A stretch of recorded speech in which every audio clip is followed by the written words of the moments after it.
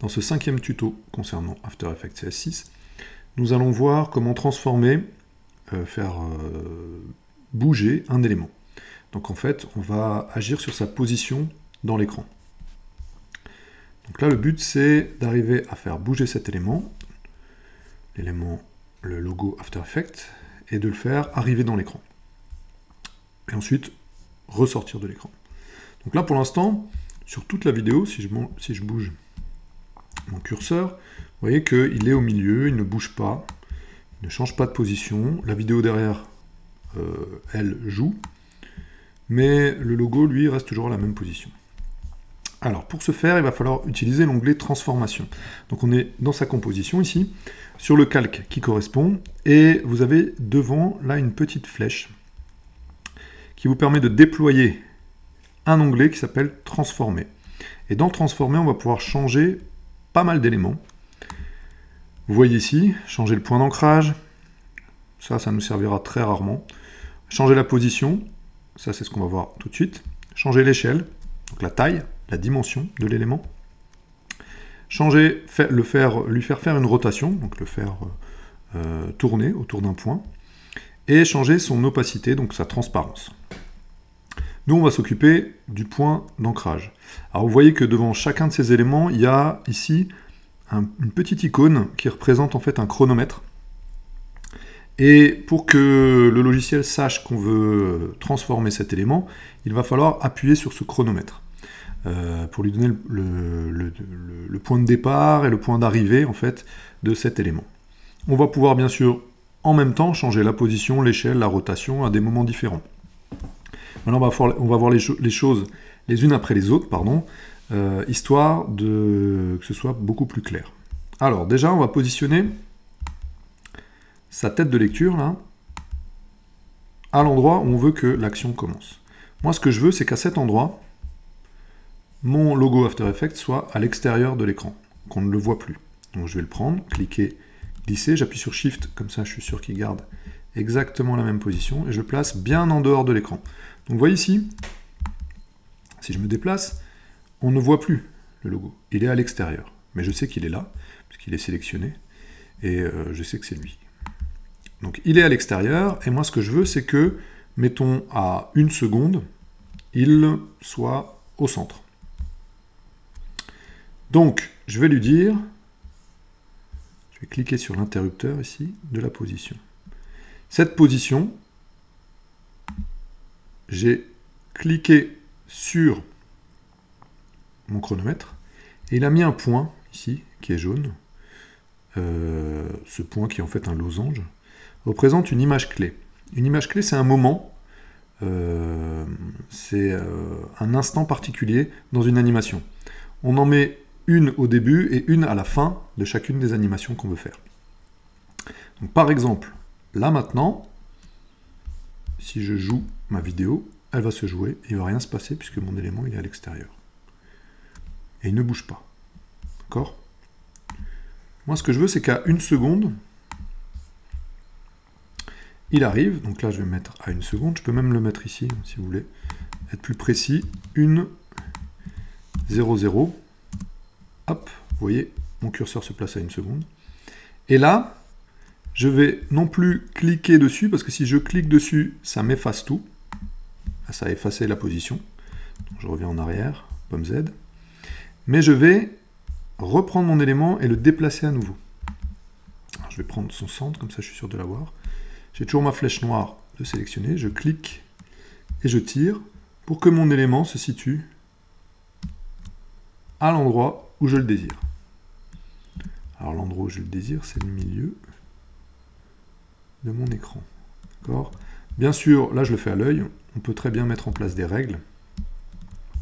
Le raccourci, c'est pomme R, et on place ses curseurs, histoire d'avoir une règle qui soit placée à l'endroit où on le désire. D'accord ? Pour ne pas vous embrouiller, je vais enlever les règles, mais quand on veut un calage précis, on sort les règles et on les met en place. Voilà, à l'œil, à peu près ce que ça devrait donner. On peut aussi le déplacer, cet élément, quand on a la flèche noire en outil. On peut le déplacer aussi avec les incréments clavier, donc les flèches directionnelles. Je peux le faire aller à droite, aller à gauche, une fois, deux fois, en tapant dessus. Voilà. Donc là, c'est la position où je veux qu'il soit. Ensuite, je veux qu'il reste jusqu'à 7 secondes, comme ceci. Tac, tac, tac. Donc jusqu'à 7 secondes. 7, 0. Je veux qu'il reste comme ça. Sauf que si je clique dessus, ça va tout m'effacer. Donc ce qu'il faut faire, c'est positionner le curseur à cet endroit. Sélectionner, donc là elle est jaune, vous voyez cette image clé, c'est celle-là. Je vais la copier, commande C, et je vais juste faire un commande V, et il va placer la même image clé qu'ici, à cet endroit-là. Ce qui veut dire que entre-temps, comme c'est les deux mêmes images clés, mon élément il va rester en plein centre de mon écran. Je me replace dessus, et là je vais me placer à 8 secondes,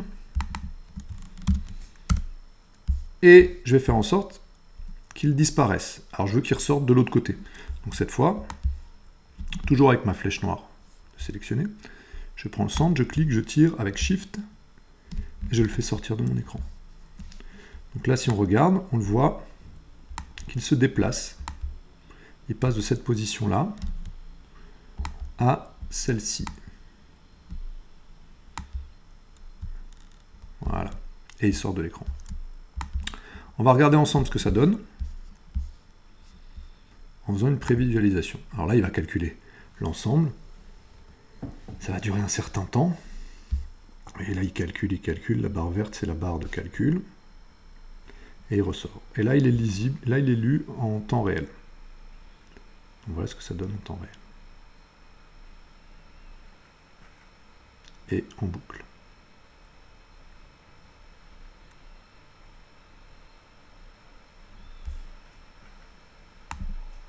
Voilà pour ce qui est du déplacement. Alors ça, je l'ai fait avec un élément vectoriel, mais on peut le faire aussi avec une vidéo, on peut le faire avec du texte, on peut le faire avec une forme, on peut le faire avec une image. Tout ça, c'est faisable très facilement. Simplement, il faut bien penser à utiliser ce chronomètre. Et ce chronomètre, il doit être cliqué pour que le logiciel enregistre que vous voulez faire une animation. Alors, ce que je vais vous montrer aussi, c'est donc là, vous avez des déplacements simples. Et vous voyez que ici, on a des lignes. Donc j'ai une image clé ici, une image clé là, au centre, et pareil de l'autre côté. Au centre, toujours, et à l'extérieur. Et entre ces images, le logiciel a tracé des points, des lignes. Et ces lignes, elles sont modifiables. On va pouvoir sélectionner chacun des points et lui dire, celui-là, je veux que tu le modifies. Pour ça, on va pouvoir utiliser une option qui est une option de la plume. Si je clique, c'est l'option conversion de sommet. Conversion de sommet, ça permet d'avoir, comme dans Illustrator, de retracer des vecteurs. Si je clique celui que je tire, vous voyez, il va me courber la courbe qui arrive. Et si j'appuie sur Alt, si je veux une autre courbe dans l'autre sens, je vais cliquer sur ce point et pouvoir courber dans l'autre sens. Ça veut dire quoi? Ça veut dire que mon sigle After Effects, je vais revenir en arrière, on va le refaire des deux côtés. Je vais prendre mon point de départ, je clique, je tire pour avoir un vecteur. Avoir une première courbe. Et ensuite, je vais cliquer et tirer sur le deuxième pour avoir une deuxième courbe dans l'autre sens.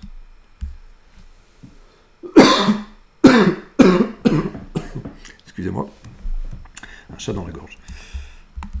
Ce qui veut dire que le déplacement va plus se faire horizontalement, mais va cette fois se faire en suivant cette ligne. Tac, il s'arrête. La position n'a pas changé entre les deux. Et là, il va repartir en suivant la courbe. Alors ça donne un peu le mal de mer, hein, c'est simplement pour vous montrer que c'est très facile de courber un déplacement. Il suffit de jouer donc avec l'outil conversion de sommet ici qui vous permet de faire ça. Alors la plupart du temps on évite de faire bouger les éléments sur des formes trop courbes. Ça peut donner un peu le mal de mer, surtout quand on a une vidéo derrière qui bouge elle aussi. Donc il ne faut pas multiplier de trop les mouvements. Par contre, c'est assez rapide et assez facile à faire. Donc si jamais vous en avez vraiment besoin, vous voyez que c'est assez facile à faire.